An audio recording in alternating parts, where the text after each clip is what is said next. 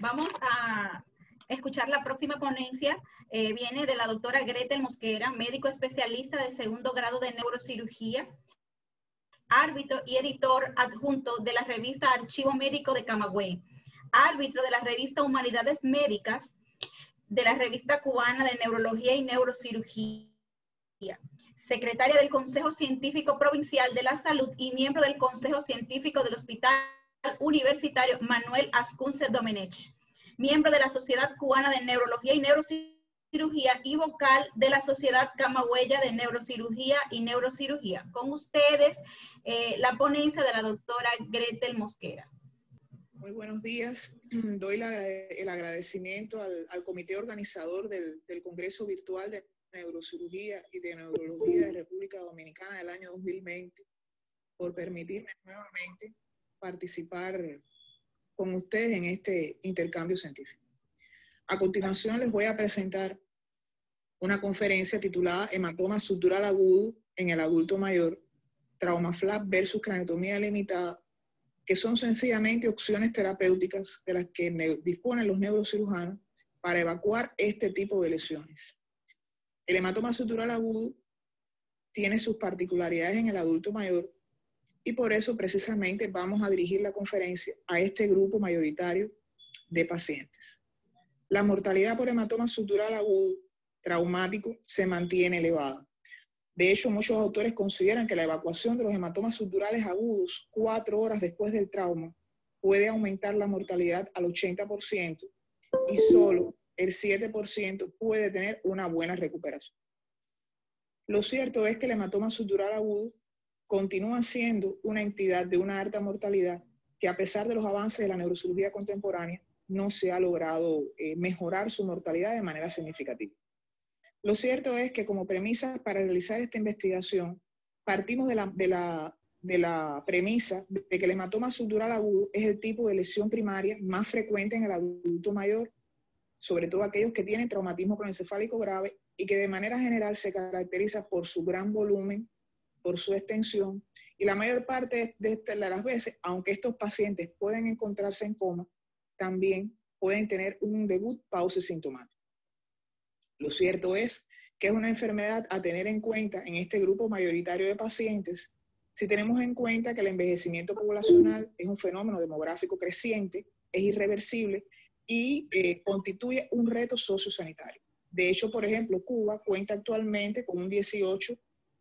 de adultos mayores en su población, mientras que República Dominicana se va acercando al 10% de su población de adultos mayores, por lo que sin duda alguna estamos hablando de una enfermedad importante por su impacto negativo al tener una alta mortalidad en un grupo mayoritario de pacientes. La mortalidad después de realizado un trauma flap en el adulto mayor en pacientes con hematoma subdural agudo es del 100% en nuestro medio. Estamos claros de que precisamente la mortalidad después del tratamiento quirúrgico por cualquier tipo de enfermedad es un evento multifactorial y aunque no puede ser atribuido solamente a la técnica quirúrgica, es importante tener en cuenta que el adulto mayor se comporta de manera diferente al resto de los pacientes por las características que le imprime el envejecimiento fisiológico del sistema nervioso central. Lo cierto es que los factores dependen del paciente y dentro de los factores relacionados con el paciente se encuentra la edad, la presencia de enfermedades asociadas, el uso de medicamentos, sobre todo de anticoagulantes y antiagregantes plaquetarios, y de manera general el estado del enfermo en el momento en que sufre el traumatismo. Dentro de los factores relacionados con el trauma se encuentra la severidad, se encuentra el estado neurológico del paciente y también se encuentra la fisiopatología, que es compleja y multifactorial, más allá en el hematoma subdural agudo, que se comporta como una entidad dinámica. También están los factores relacionados con la atención prehospitalaria, que sin duda alguna intervienen directamente en el resultado final, en relación con todas aquellas medidas que se toman en el sitio donde se produce el accidente, y también una vez llegado el enfermo a los servicios de referencia, donde se dispone de la tomografía para realizar el diagnóstico, la necesidad del tratamiento neuroquirúrgico y la posterior en los cuidados postoperatorios de estos pacientes en unidades especializadas de atención al trauma. Lo cierto es que investigaciones realizadas en nuestro medio relacionadas con los factores de mal pronóstico del traumatismo craneoencefálico en el adulto mayor han concluido que el hematoma subdural agudo y la realización del tratamiento quirúrgico son capaces de asociarse con la mortalidad de los pacientes en su resultado final. En nuestra tesis de doctorado, titulada Protocolo para el diagnóstico y tratamiento del traumatismo craneoencefálico en el adulto mayor, precisamente se identificó la realización del trauma FLAP. El 100% de los pacientes que fueron sometidos a una investigación de más de 10 años demostró que el 100% de los pacientes fallecían, mientras que con alguna modificación de la técnica quirúrgica, a lo cual llamamos craniotomía limitada, pues se logró salvar el 40% de estos enfermos, y esto sin duda para nosotros constituyó un resultado alentador. ¿Por qué la modificación de la técnica quirúrgica? Bueno, hay que tener en cuenta dos elementos fundamentales. En primer lugar, se encuentra el envejecimiento fisiológico y las características que le imprime al adulto mayor. El adulto mayor no tolera de igual forma ni el estrés traumático ni el estrés quirúrgico. Lo cierto es, basado por supuesto en fundamentos fisiopatológicos, bioquímicos y humorales. Lo cierto es que el adulto mayor, sus mecanismos homeostáticos, es decir, sus mecanismos de defensa y de adaptación al estrés, están completamente atenuados, y esto sin duda alguna repercute en el resultado final después de una intervención quirúrgica extensa, como sería la realización de una gran craniotomía descompresiva. Diferentes estudios y publicaciones realizadas en revistas de impacto han demostrado cómo el hematoma subdural agudo es una entidad dinámica, es decir, es capaz de modificarse en el tiempo, y por supuesto, una vez evacuado el hematoma subdural agudo, se pueden producir cambios incluso dentro del encéfalo que también pueden influir en el origen de un edema cerebral postraumático maligno que da el traste al final con la vida del enfermo. Todo esto es muy mal tolerado por el adulto mayor, teniendo en cuenta que sus reservas homeostáticas están disminuidas como consecuencia del envejecimiento fisiológico de su sistema nervioso. Teniendo en cuenta nuestra experiencia en la realización de las grandes craniotomías para la evacuación de los hematomas subdurales agudos, que si bien constituyeron un hito en su surgimiento y fueron capaces de disminuir la mortalidad en los distintos grupos de pacientes a los cuales se les practicó, lo cierto es que ya para nosotros está demostrado que cada vez que se realiza en un paciente mayor de 60 años, independientemente de los factores relacionados con el paciente y con la lesión, pues el 100% de estos pacientes fallecen. Y precisamente esta fue la motivación fundamental para realizar la craniotomía limitada. La craniotomía limitada se basa inicialmente en un fundamento anatómico, que parte de la atrofia que se produce en el sistema nervioso central como consecuencia del envejecimiento fisiológico del cerebro. Sin duda alguna, la atrofia cortical, vemos en las imágenes las comparaciones entre un cerebro normal y un cerebro atrófico, deja como consecuencia un espacio subdural muy amplio, lo cual puede facilitar la evacuación de estos hematomas más allá de los límites de la resección ósea, es decir, de la craniotomía. Próximo. La craniotomía limitada, ¿en qué se fundamenta? ¿Cuáles son sus principios? Bueno, podemos decir que realmente no constituye un aporte si tenemos en cuenta que Harvey Cushing, el padre de la neurocirugía, estableció la cranectomía subtemporal como una técnica quirúrgica extremadamente útil en diferentes enfermedades neuroquirúrgicas.